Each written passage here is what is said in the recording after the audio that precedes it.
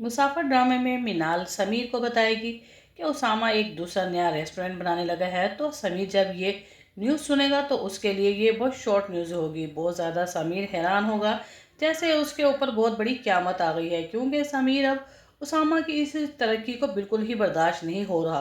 क्योंकि वो जानता है, उसे समीर को यही समझ है कि मिनाल उसकी हेल्प कर रही है, जिसकी वजह से वो तरक्की की तरफ गामजन है। मगर समीर को ये अंदाज़ा नहीं कि उसामा किस तरह से दिन रात मेहनत कर कर इस मकाम तक पहुंचा है। मगर उसामा की इस मेहनत के पीछे मिनाल का बिल्कुल हाथ ही नहीं। वहीं पर नहीद, जो माहम के साथ बहुत अच्छा रवैया रखी हुई है, मगर माहम अब दानियाल को ये शो कराना चाहती है कि मेरे बच्चा जो इस दुनिया से जा चुका है उसकी सिर्फ व सिर्फ वजह रिमशा ही है। और वो दानियाल को ये बात जहन में बैठाना चाहती है कि रिमशा की वजह से दुनिया में आने से पहले मेरा बच्चा ख़त्म हो चुका है, वो जा चुका है। मगर बिला दानियाल बहुत अच्छे तरीके से अपनी पहली बीवी रिमशा को जानता है, इसलिए वो बहुत अच्छे तरीके से माहम को कह देगा, अपनी दूसरी बीवी को, कि नहीं, रिमशा बिल्कुल ऐसा नहीं कर सकती। माहम बहुत हैरान होकर दानियल से पूछेगी कि तुम ऐसा कैसे कह सकते हो।